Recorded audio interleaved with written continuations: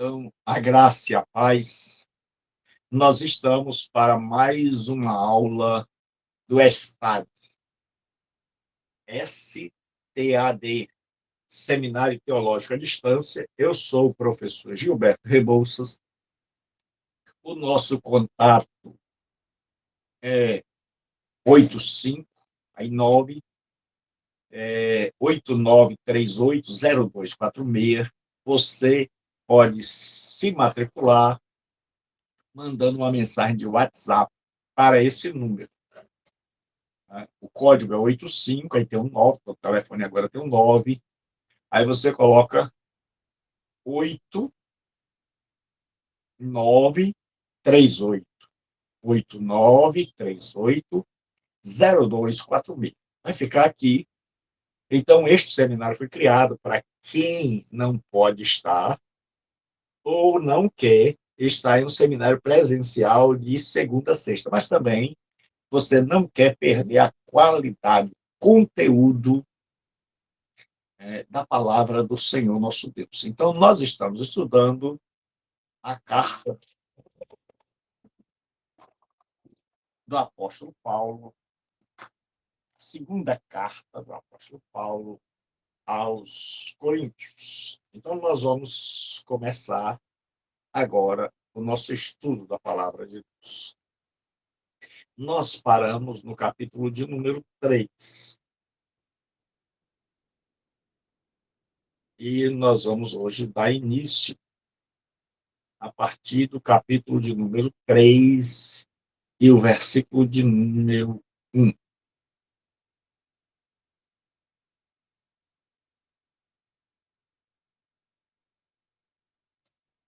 Capítulo 3, versículo de número 1.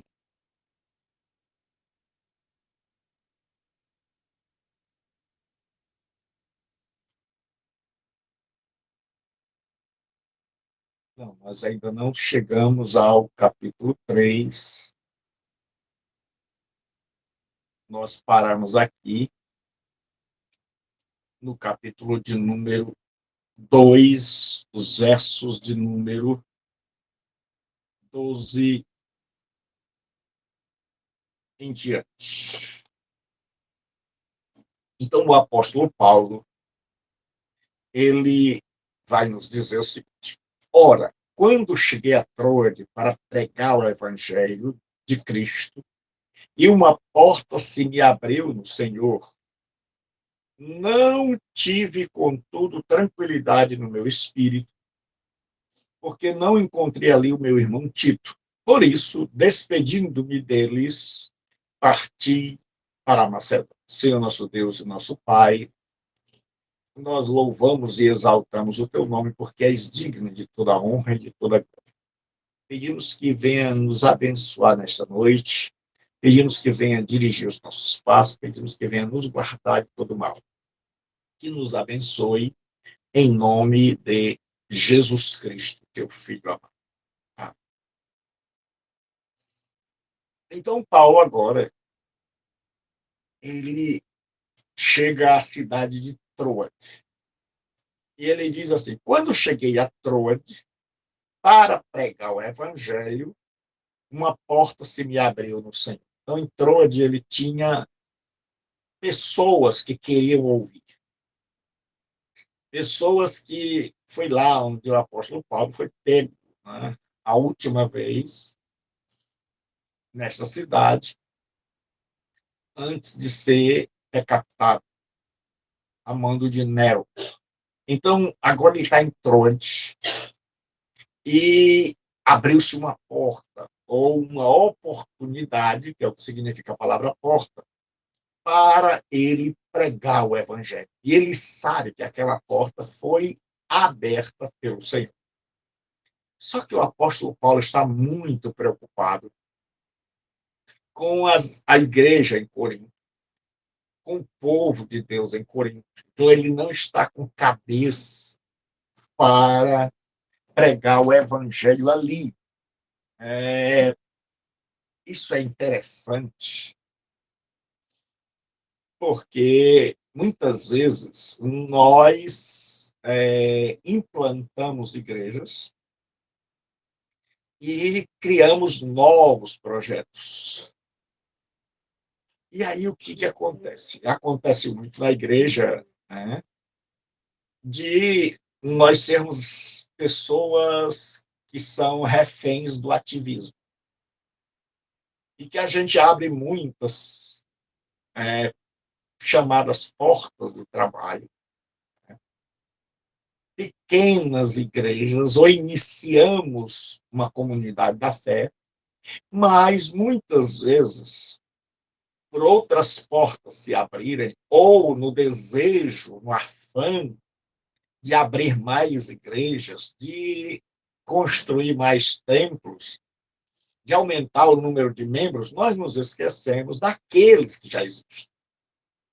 Quantas igrejas que estão hoje pensando em abrir mais igrejas, em alcançar novos estados, novas cidades, novos rincões, mas pessoas estas que não estão dando conta nem daquelas que já implantaram. E muitas igrejas implantadas por eles estão sofrendo, estão passando por tribulação. E o apóstolo Paulo nos dá uma grande lição.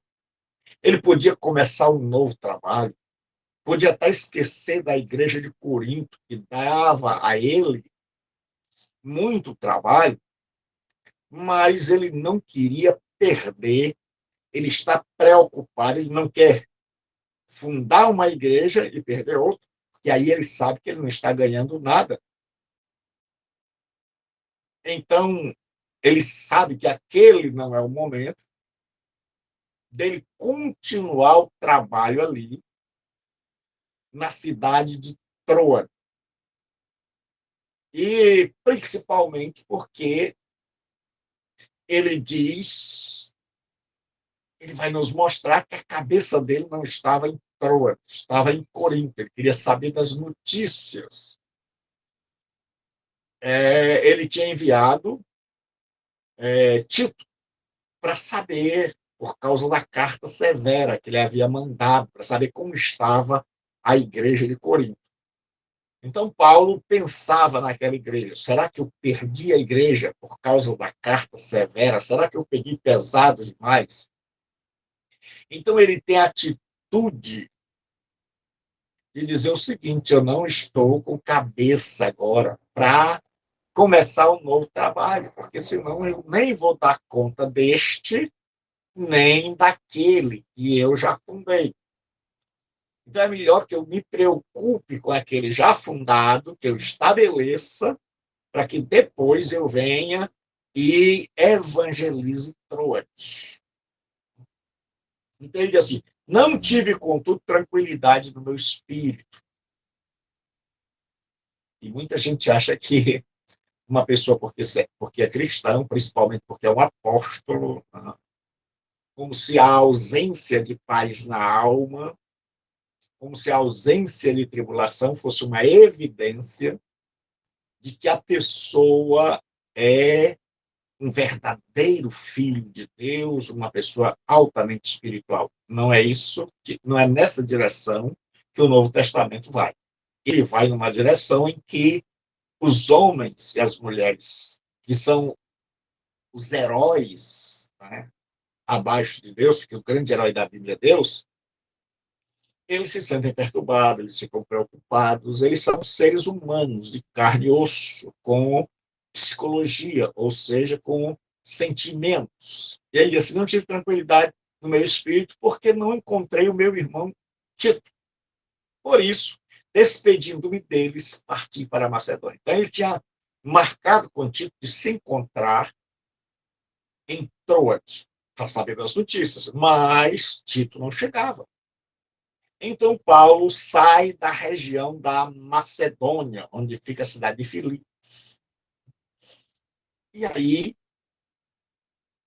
Paulo agora regressa à Macedônia depois, e ele diz, ele vai usar a metáfora de um ministério triunfante. E ele vai usar a metáfora do general romano. Para que você entenda o texto que nós temos pela frente, é necessário a gente conhecer a história romana. No mundo romano, havia o Império Romano, que era um império que a gente podia dizer greco-romano. O domínio estava nas mãos de Roma, mas a cultura era grega. Os deuses eram os mesmos, só trocavam os nomes. A cultura era grega. Mas Roma era a maior potência militar. Então, o que acontecia? Roma estava com a filosofia expansionista de tomar conta do mundo, de ser dona do mundo. Então, de aumentar o império. Então, Roma mandava suas legiões para enfrentarem outras nações, chamados bárbaros, que eram aqueles que ficavam fora, para agregar. Então, cada nação vencida era uma ampliação do Império Romano. E também eles estabeleciam tropas ali para guardarem as fronteiras, para que os bárbaros não diminuíssem geograficamente o Império Romano. Então, eles estavam sempre nessa luta, nessas guerras por conquistar novas terras, novos territórios. E quando eles venciam, era muito comum, eles matavam muita gente e escravizavam muita gente. Então, um general romano, quando voltava de uma batalha, ele trazia aqueles que ele deixou viver, os vencidos, nos humilhados, amarrados à carruagem dele. Então, ele vinha na frente, e os que vinham, suas tropas, e atrás vinham aqueles que tinham sido vencidos pelas ruas de Roma. Então, ia agora ser a passeata do vitorioso, do vencedor, do general vencedor, a honra. E a humilhação, era a honra para o general, era a honra para as legiões romanas, mas era vergonha, humilhação e morte para aqueles que tinham sido vencidos. Então a multidão aplaudia, a multidão ficava ensandecida, a multidão ficava muito feliz, havia culto aos deuses, oferta aos deuses, perfume era derramado em homenagem aos deuses, e jogava-se sobre o general vencedor um perfume, flores, grinaldas, coroas de flores. E aquele homem era ovacionado, ele era recebido com honras. E aí aquele perfume, o ar ficava impregnado de perfume das rosas, das colônias, das coroas de flores, das glórias. E aquilo que era ser cheio de vida, de vitória para o general romano, era de morte para aqueles que sabiam que tinham sido derrotados e que caminhavam para serem mortos em Roma. Então, pensando nisso e sabendo que todos sabiam ali o que acontecia, Paulo agora vai usar essa metáfora. E ele diz: graças, porém, a Deus, que em Cristo sempre nos conduz em triunfo. Então, Paulo agora, ele fala e as pessoas associam ao general romano que vai entrando em triunfo. e por meio de nós manifesta em todo lugar a fragrância do seu conhecimento. Então, Paulo diz que a fragrância agora, o cheiro, não é o das flores, não é o dos perfumes jogados sobre o vencedor, mas é o perfume do conhecimento de Cristo levado pela obra missionária do apóstolo. E aí, sabendo nós o contexto agora, ele diz assim, porque nós somos para com Deus o bom perfume de Cristo. Então, assim como aquele general ficava impregnado do perfume jogado sobre ele por causa da sua vitória, o apóstolo Paulo diz que os cristãos, principalmente os missionários, aqueles missionários que estavam ali com Paulo, e os cristãos verdadeiros, são o bom perfume de Cristo. Aí ele diz, tanto nos que são salvos, como nos que se perdem. Aí ele agora vai dizer, para estes, ou seja, os que se perdem, cheiro de morte. Era igual àqueles que eram vencidos. Paulo compara aqueles incrédulos, os que resistem à palavra de Deus, àqueles que foram vencidos e que sabiam que aquele perfume todo, na verdade, era o sinal, a sentença de morte para eles. E Paulo diz, para estes, cheiros de morte. Para a morte, porque iam morrer. Então ele diz agora, para os que se perdem, cheiro de morte, que estão caminhando para a morte eterna. Para com aqueles, ou seja, os vencedores, aroma de vida para a vida. Então Paulo diz, olha, agora, para nós que cremos em Cristo, aroma de vida. Esse cheiro suave de Cristo, esse conhecimento, nos leva à vida. Ele diz, quem, porém, é suficiente para estas coisas? Aí ele nos diz, Paulo não é um mercenário, ele é acusado. Em Corinto, nós sabemos que Corinto tem uma turma que detesta o apóstolo Paulo, que faz oposição aberta e franca a ele, e que ele está tentando esmagar essa rebelião pelo poder de Deus e não pelo poder do punho. Aí ele vai falar desses falsos apóstolos que estão ali em Corinto, tentando agora tomar a igreja. Não a igreja prédio. Nas igrejas, no Novo Testamento, não há igrejas prédios. Existe igreja gente. Não se dizia, não se conhece isso no Novo Testamento em relação aos cristãos, né, de dizer assim, eu vou à igreja, mas eu sou a igreja. As pedras vivas, como diz o apóstolo Pedro. Então havia lá os mercenários, aqueles que estavam ali para ganhar dinheiro. E ele diz assim, porque nós não estamos como tantos outros. Então havia naquela época uma multidão de pregadores itinerários, tanto filósofos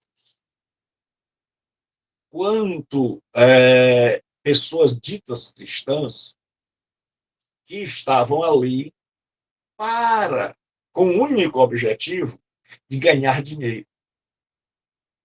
Então, eles pregavam do jeito que as pessoas queriam e eles lucravam com isso. Né? Não é nada de novo debaixo do sol. Então, Paulo disse, porque nós não estamos como tantos outros. E como é que esses outros estavam? Aí ele disse assim, mercadejando a palavra de Deus. Naquela época, era muito comum, como hoje, se pegar algo puro e se acrescentar alguma coisa para aumentar a quantidade e os lucros. Então, era muito comum pegar-se o vinho e aquele vinho puro acrescer uma boa quantidade de água.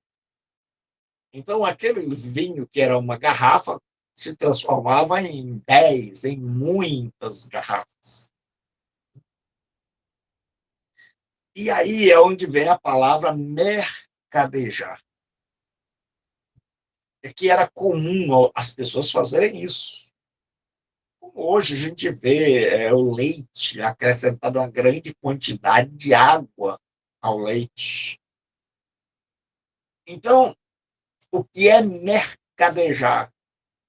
Era acrescentar algo ao evangelho para que ele se tornasse outra coisa, e não o evangelho. Para que ele se tornasse um produto vendável, um produto que não ficasse na prateleira, mas que todos quisessem adquirir. Mas o verdadeiro evangelho não é algo que as pessoas querem. O verdadeiro evangelho só é aceito mediante a ação do Espírito Santo, porque um verdadeiro evangelho nos ofende. Porque o verdadeiro evangelho nos diz quem realmente nós somos. Diz a história que Alcebiades era amigo de Sócrates. E ele disse: eu te odeio, Sócrates, porque todas as vezes que eu te vejo, você me faz lembrar quem sou. Então, aqueles dois amigos, um virtuoso e outro pecador, o pecador olhava e dizia: Sócrates, olha, eu não gosto. Eu sou teu amigo, mas você me mostra quem eu sou. Então, o evangelho faz isso. O evangelho mostra quem o ser humano é. Por isso, as pessoas não gostam muito do evangelho. Porque o verdadeiro evangelho, ele não atrai as pessoas. A não ser que o Espírito Santo abra os seus olhos e as ilumine. Mas o falso evangelho é uma diluição do evangelho verdadeiro, acrescentando a ele ingredientes que atraiam e que agradem e que afaguem, que massageiem o ego humano. E aí esse evangelho, ele é bem visto, ele tem saída, ele é vendável. Então as pessoas fazem isso, mercadejando a palavra de Deus. Paulo disse: nós não somos. Tem um monte de gente aí mercadejando a palavra de Deus. Ele diz: nós não. Antes, em Cristo, falamos na presença de Deus com sinceridade e da parte de Deus. Não estamos falando para agradar a multidão, como se o evangelho fosse uma mercadoria que precisasse ter uma boa impressão para que as pessoas aceitassem. Aí Paulo agora termina isso. Ele vai falar da antiga aliança e da nova aliança. A Bíblia é um livro das alianças. Nos tempos antigos era muito comum as alianças. A berite, no hebraico, a diateque, no grego. Então tinha a aliança de Deus com Noé, a aliança de Deus com Abraão, a aliança de Deus com Davi, e por aí vai. Mas duas alianças são contrastadas. A aliança de Deus no Sinai com Israel, mediada por Moisés, e a nova aliança, mediada, tem como mediador o Senhor Jesus Cristo, entre Deus e a sua igreja.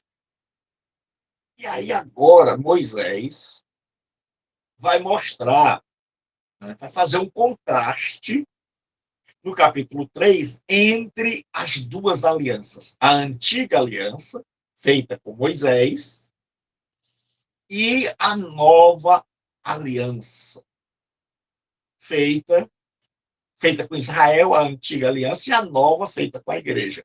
A antiga tendo como mediador Moisés e o sangue de um animal derramado, e a nova tendo como mediador Jesus e o seu sangue derramado.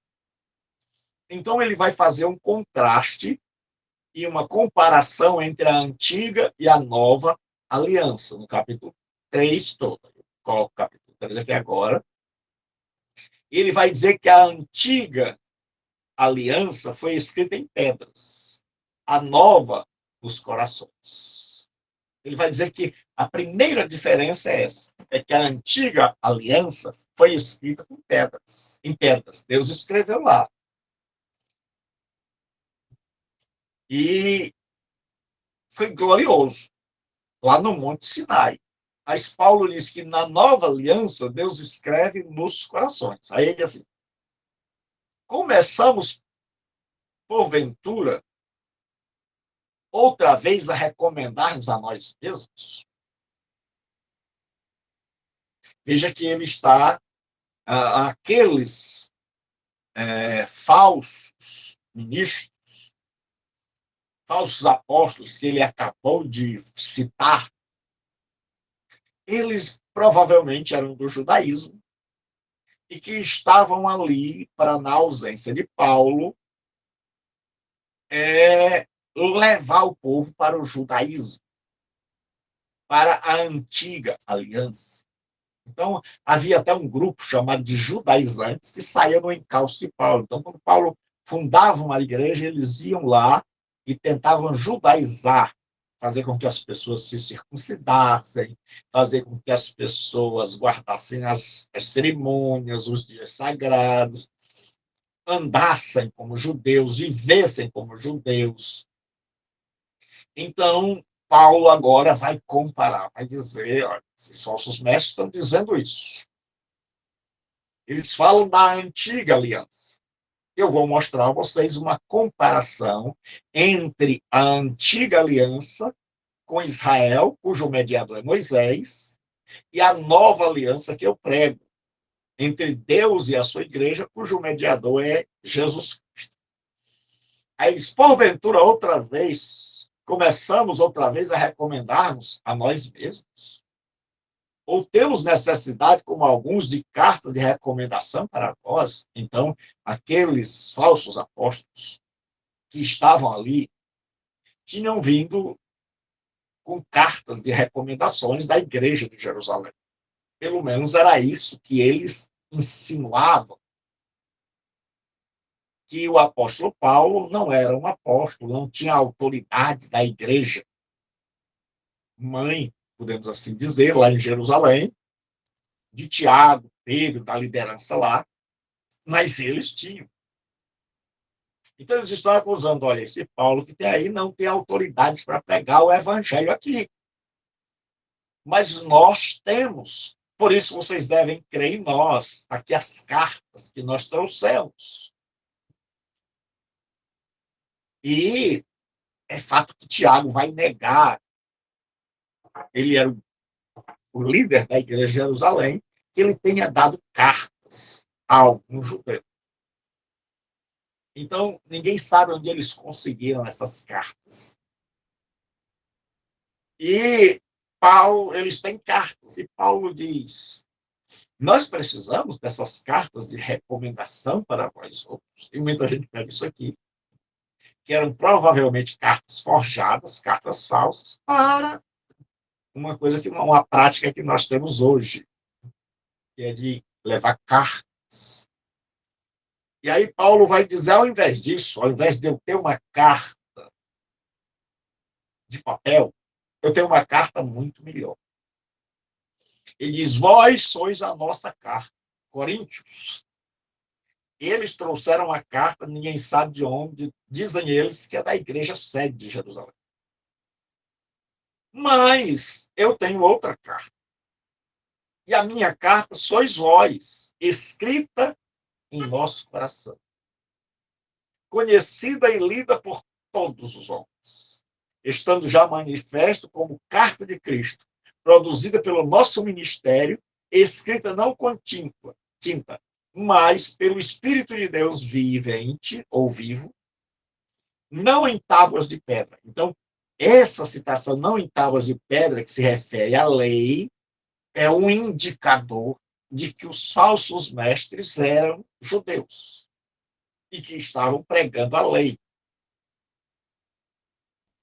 Ele diz assim: nós não estamos, a nossa carta, sois vós, lida por todos os homens. Nosso trabalho entre vós é que é a nossa carta, produzida pelo nosso ministério. Vocês são a nossa carta. Vocês são frutos do nosso labor missionário. Escrita não com tinta. E as cópias da lei eram escritas com tinta, mas pelo Espírito do Deus vivo. Aí ele diz, não em tábuas. Ele diz, eles estão falando de algo que foi escrito em tábuas, a antiga aliança. Mas em tábuas de carne. Isto é, os corações. Então, Paulo diz, a nova aliança não é uma aliança escrita em tábuas de carne, de pedra. Não consiste em regulamentos, em dizer pode isso, não pode aquilo. Mas é algo que acontece que muda, não o lado de fora das pessoas, mas muda o coração. Então, Paulo agora diz, olha, nós não somos com essa turma. Essa turma traz carta, papel escrito com tinta, e eu apresento uma carta melhor, que são vocês, o fruto do meu trabalho, a obra, a prova de que Jesus age através de mim, e vocês, o Espírito Santo escreveu no coração de vocês, e não em tábuas de pedras. Aí ele fala da a diferença entre as duas alianças.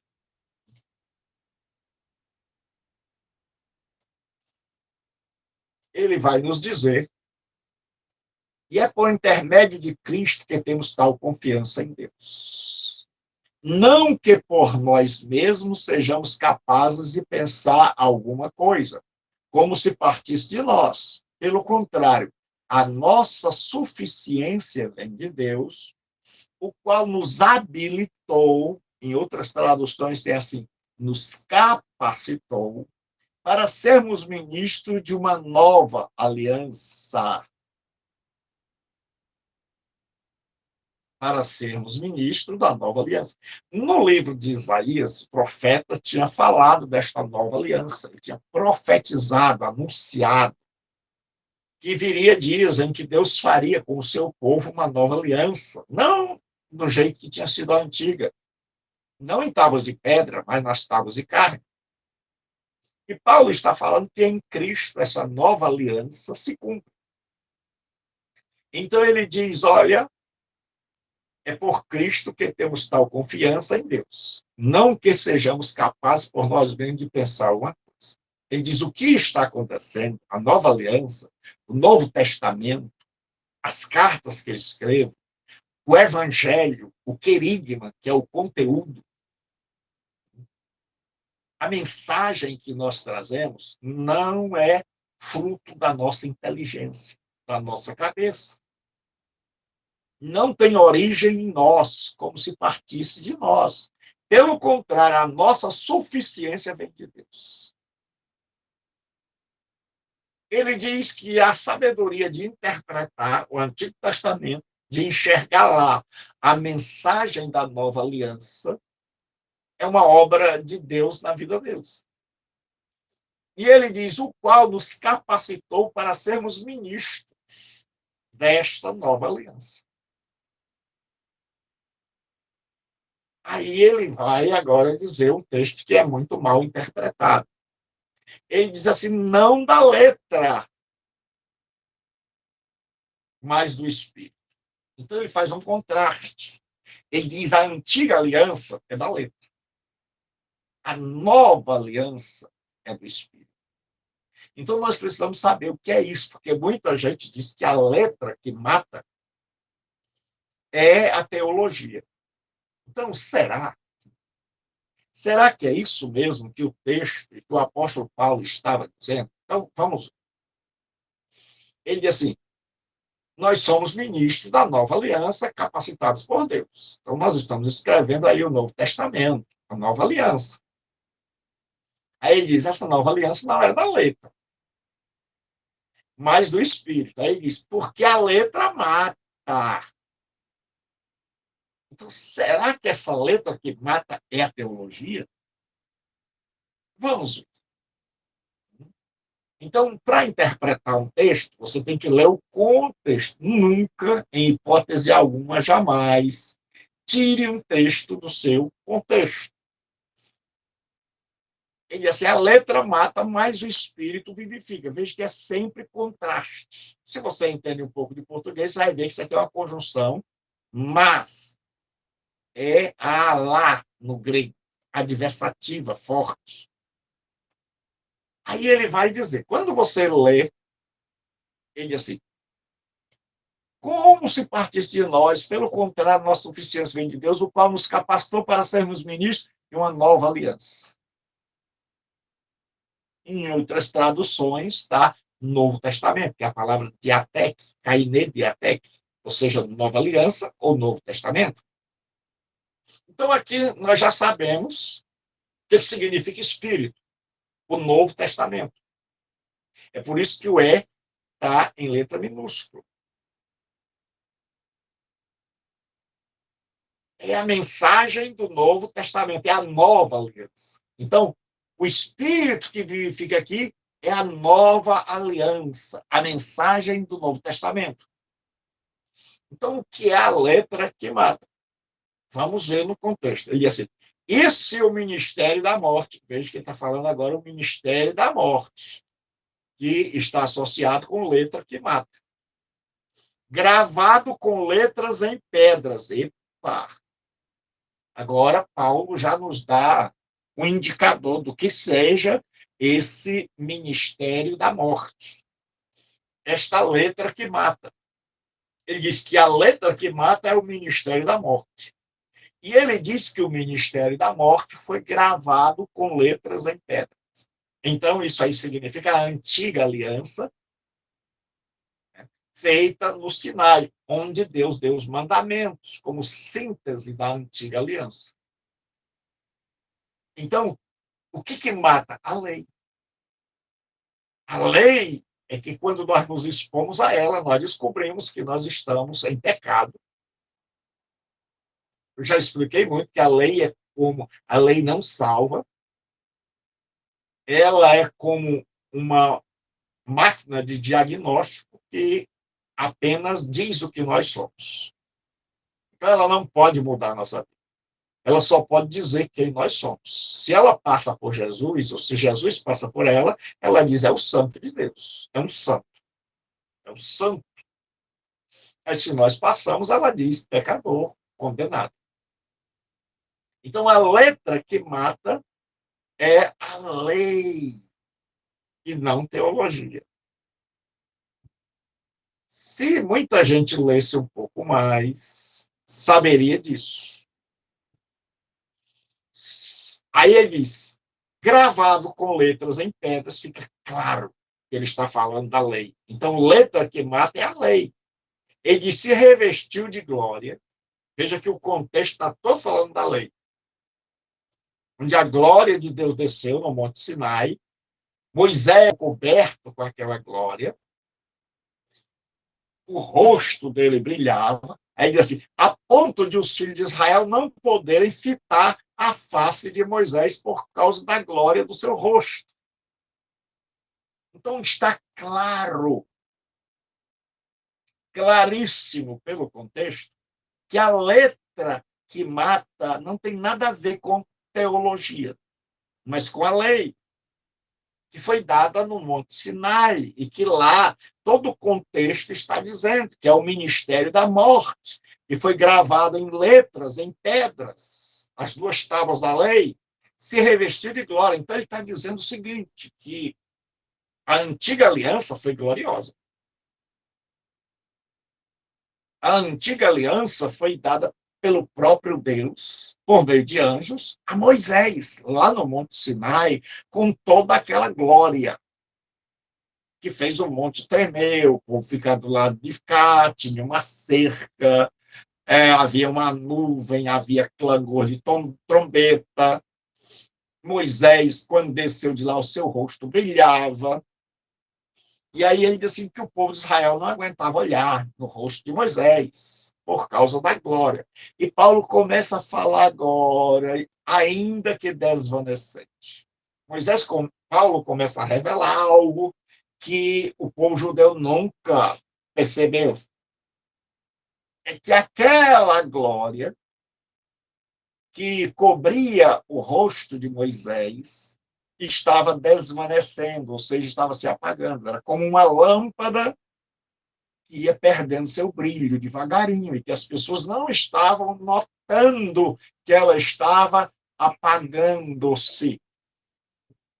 Aí ele vai falar que essa antiga aliança era transitória, a nova é permanente.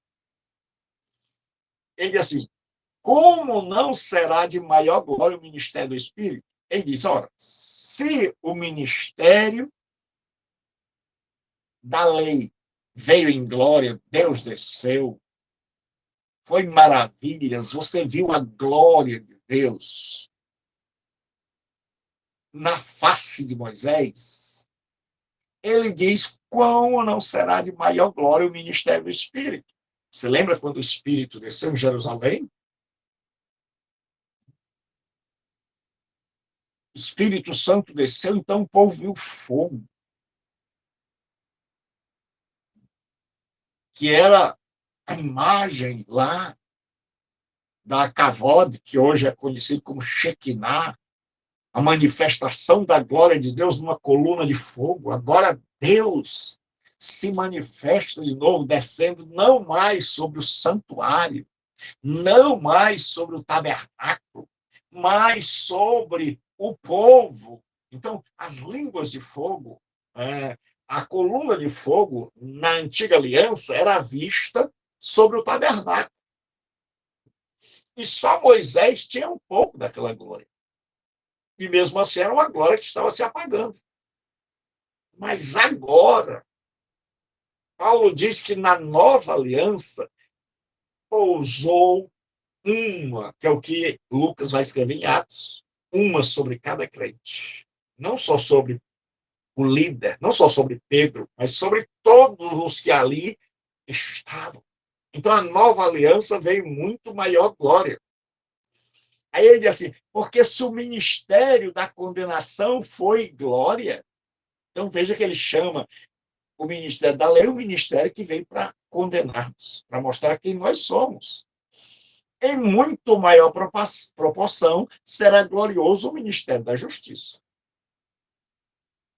Então ele está sempre contrastando, olha, se veio com toda aquela glória, então o do Novo Testamento tem uma glória ainda maior, porque vem a língua de fogo sobre todo o povo, eles falaram em línguas, eles fizeram aquilo, a aliança, a nova aliança, eles estão levando o evangelho, eles agora são a nação santa, o sacerdócio real, coisa que Israel tinha sido escolhido para ser, mas não foi.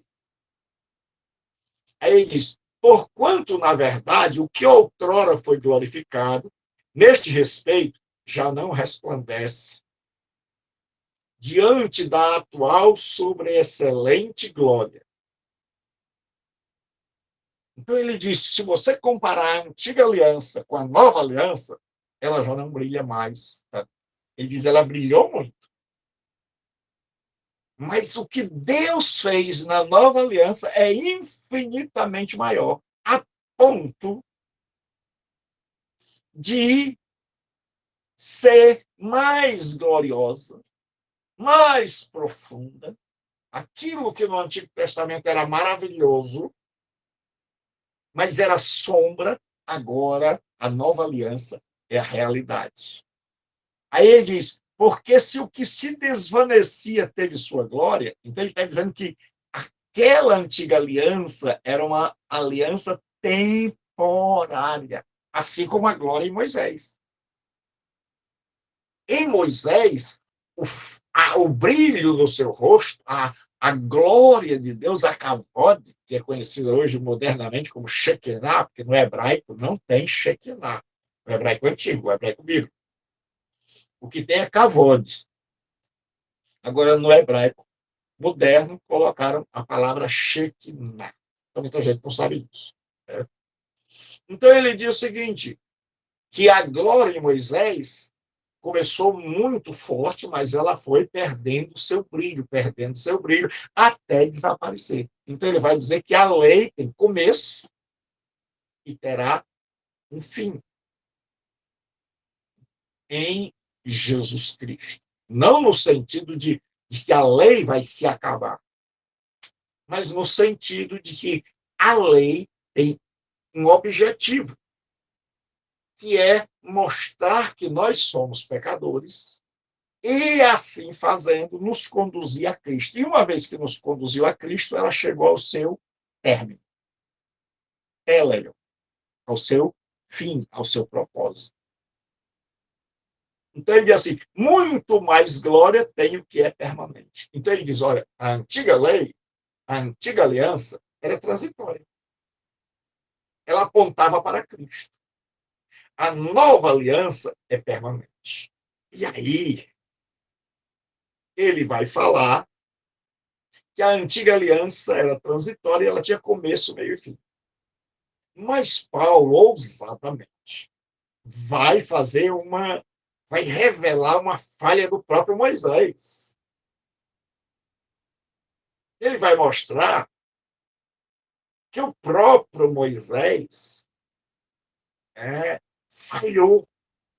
Você já imaginou alguém ter a coragem de denunciar, de mostrar, de tocar na ferida de um dos maiores líderes da história de Israel e de toda a Escritura Sagrada? Ele diz, tendo tal esperança, ou seja, que essa aliança é superior, a nova aliança, que ele está não na antiga, mas na nova aliança, servimos-nos de muita ousadia no falar. Ele diz, é por isso que nós estamos pregando, é por isso que nós estamos anunciando, e com muita ousadia, porque nós acreditamos e já provamos que a nova aliança é superior à antiga aliança. Aí é agora que o bicho pega. Ele diz assim, e não somos como Moisés. Naquela época, isso deve ter soado assim, terrível, abalado as estruturas dos judeus. Porque ele não diz assim, se ele dissesse, nós somos iguais a Moisés, já teria sido um absurdo. Mas Paulo diz, olha, nós, ministros da nova aliança, não somos como Moisés, que punha um véu sobre a face, para que os filhos de Israel não atentassem na terminação do que se desvanecia. Então ele está dizendo algo que o povo não tinha atentado. Moisés era assim, quando ele chegou ao povo, ele veio com muita glória, e o povo não podia ver a glória de Deus. Então Moisés cobriu o seu rosto, para que o povo não visse aquela glória. Então, sempre que Moisés passava, o povo pensava que aquela glória ainda estava brilhando do jeito que tinha brilhado no começo. Então, quando Moisés estava diante de Deus, ele era o único momento onde ele tirava aquele véu do rosto, diante do povo. Quando ele entrava na tenda, ele tirava o véu. E aí Deus sabia, porque ninguém pode enganar Deus, porque diante de Deus estão nuas e patentes todas as coisas. Deus era o único que sabia que a glória em Moisés já não brilhava mais como no começo, que ela está dia após dia diminuindo. Mas Moisés não queria que o povo percebesse que essa glória já não era mais a mesma. Então, o que Moisés fazia? Moisés andava sempre no meio do povo com véu, mesmo quando já não precisava mais. E aí ele diz, qual era o objetivo de Moisés? Aí é onde ele vai dar uma cutucada. Para que os filhos de Israel não atentassem na terminação do que se desvanecia. Ele diz para que o povo de Israel continuasse pensando, ainda está brilhando. Ele ainda está cheio da glória. Mas Paulo diz o motivo era outro. O motivo era que o povo de Israel não percebesse que a luz estava enfraquecendo, que o brilho estava se apagando, e por isso ele deixou o véu. E aí Paulo vai falar agora que esse véu, Paulo vai usar agora como exemplo.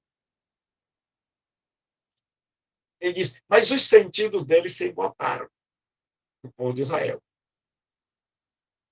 Pois até os dias de hoje, quando fazem a leitura da antiga aliança, veja que ele está falando agora claro, ele não diz mais letra que mata, ele não chama mais de ministério da morte, ele não chama escrito em tábuas, ele diz a antiga aliança, o mesmo véu permanece, não lhe sendo revelado que em Cristo é removido. Moisés está dizendo, olha, pessoal, esse povo aí que está pregando a lei não entendeu nada. Porque assim como Moisés colocou o véu sobre a cabeça para que eles não vissem, aquele véu, de forma figurada, está sobre a cabeça de cada judeu. De forma que eles não conseguem enxergar a nova aliança, só a antiga. E vendo mal, sem saber que ela está passando, sem saber que está havendo uma nova aliança. Então, eles têm um grande problema hermenêutico, de interpretação. Porque há um véu. Moisés, ao botar aquele véu, é como se Moisés tivesse coberto a cabeça, os olhos dos israelitas. E Moisés diz, esse véu, essa dificuldade para enxergar a nova aliança permanece até hoje. E ele diz que só é removido quando o judeu se converte. Só é removido em Cristo. Ou seja, quando a pessoa recebe a Cristo, esse véu desaparece, os seus olhos são iluminados pelo Espírito Santo e a pessoa consegue compreender a mensagem do Velho Testamento. E que o Velho Testamento aponta para a nova aliança, e aí a pessoa recebe a Cristo como seu Salvador, e aí tudo começa a fazer sentido, ele começa a compreender, ele começa a enxergar. Aí Moisés diz, mas até hoje, nos dias de Paulo, quando é lido Moisés, isso aqui é uma figura de linguagem, quer dizer, quando é lido os livros de Moisés, o véu está posto sobre o coração deles. Quer dizer, eles não conseguem ver Jesus ali nos escritos de Moisés. Eles não conseguem perceber. Então, eles pararam ali, porque a mente deles tem um véu espiritual que cobre, que impede. Aí ele diz o seguinte, quando, porém, algum deles se converte ao Senhor, o véu lhe é retirado. Então, quando um judeu, por ação do Espírito Santo, se converte, então ele deixa a antiga aliança e agora ele começa a enxergar a nova aliança. Então, Paulo está fazendo isso para mostrar ao povo em que aliança vocês querem viver. Esses falsos apóstolos estão pregando a antiga aliança. Eles não enxergam bem. Eles ainda vivem no passado. Eles não percebem que Deus é dinâmico. Deus já andou. Eles ficaram para trás. Vocês querem ficar com quem? Com eles ou com a gente? Vocês querem a velha aliança, que é transitória, ou a nova aliança em Cristo que é eterno. E aí Paulo diz que o Espírito nos liberta para compreendermos a antiga aliança. Ele diz, ora, o Senhor é o Espírito. E onde está o Espírito do Senhor, aí a liberdade. Agora, mediante o Espírito, quem olha para trás, esse é um texto muito mal interpretado, consegue compreender. Então, na antiga aliança, tinha um véu. Moisés colocou um véu. A antiga aliança foi gloriosa. O monte tremeu. A nuvem negra desceu. E ele diz, o alarido, a terra, o povo teve tremor. Moisés desceu com o rosto brilhante. Eles dizem, é verdade, veio em glória. Ele diz, mas o que eu não tinha tentado ainda era que Moisés tinha coberto o rosto. Ele só descobriu o rosto diante de Deus, então só Deus sabia que aquilo era transitório. E o povo estava como que enganado, pensando que aquela glória ainda continuava, mas aquela glória estava se acabando.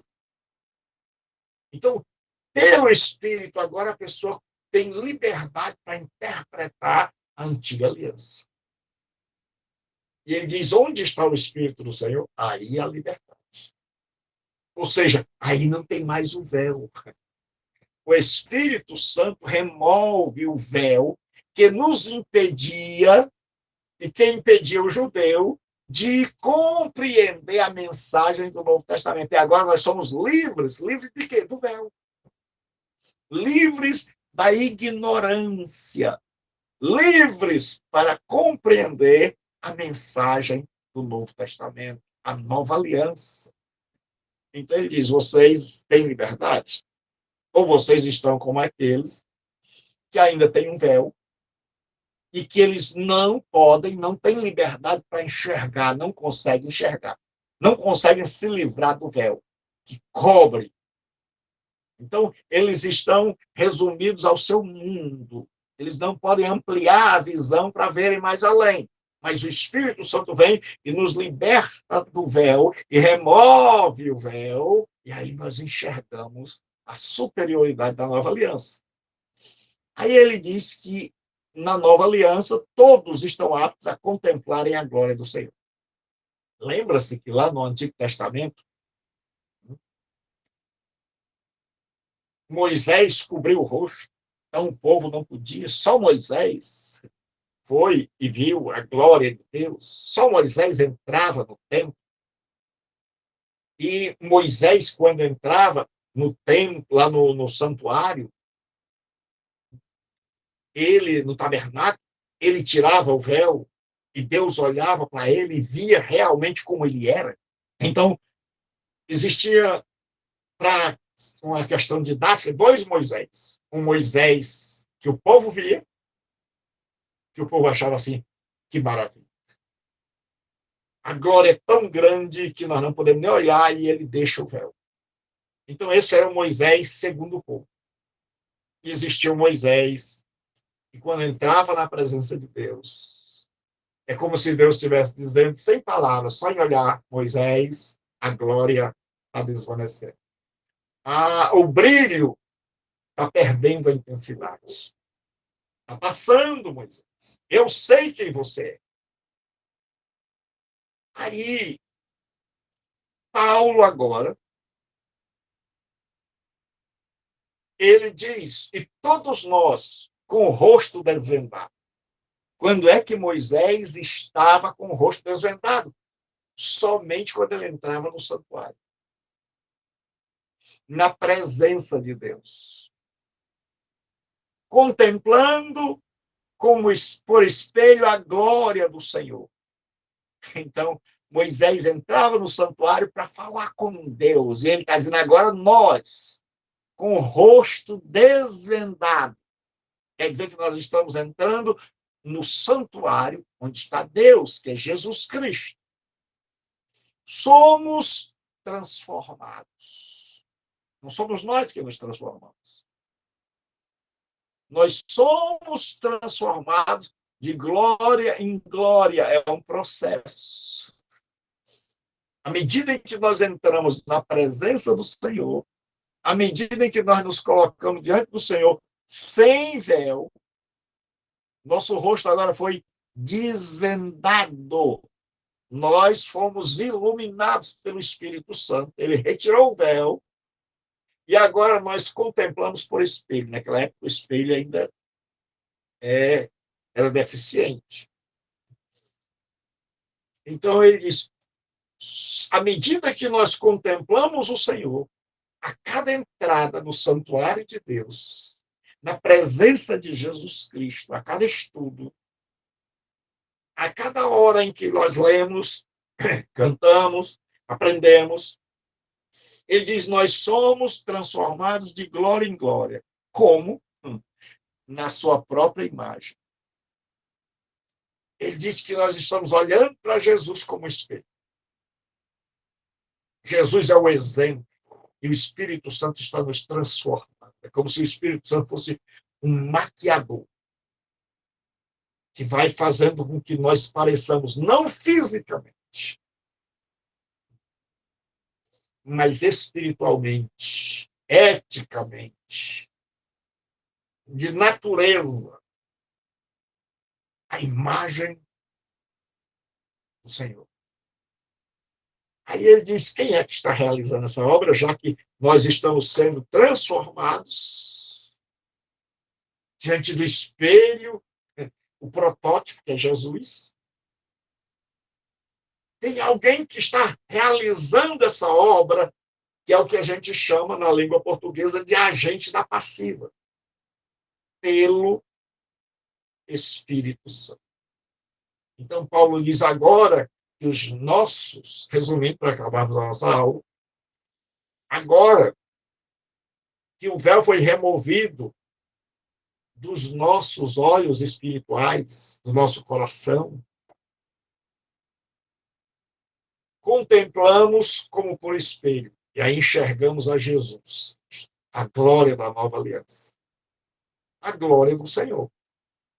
Agora vemos, assim como Moisés entrava e via Deus face a face, ainda que aquilo fosse uma teofania, ele diz, agora nós vemos a glória do Senhor. E somos transformados. Alguém está nos transformando. Alguém está mudando a nossa vida. E ele diz que essa transformação é processual, é passo a passo, de glória em glória. A veleira do justo é como a luz da aurora, e vai brilhando mais e mais até esse dia perfeito. Aí ele diz assim, somos transformados passo a passo na mesma imagem. Esse é o processo. E quem é que está fazendo esta obra gloriosa? O Espírito Santo. Então, Paulo encerra aqui e ele diz, olha, tem a antiga aliança pregada pelos falsos apóstolos e tem a nova aliança pregada por mim e pelos outros apóstolos. Quem vocês vão seguir? Vocês estão querendo pegar aquele povo que está com véu sobre o coração, sobre os olhos, que ainda não enxergou nada, ou vocês querem ter o rosto desvendado? Ou vocês querem ter a liberdade que o Espírito Santo é o único que dá, que o Espírito Santo retire o véu? Se o Espírito Santo já retirou o véu, então você vai saber de que lado. Então, se qualquer dúvida, deixa aí nos comentários. Eu espero que essa aula seja uma bênção para a sua vida e que você possa estar conosco. 85-8938-0249. Vai ficar abaixo do vídeo. Então, fique conosco e nós vamos agora parar a gravação. Qualquer dúvida, peça ajuda. em nome de Jesus.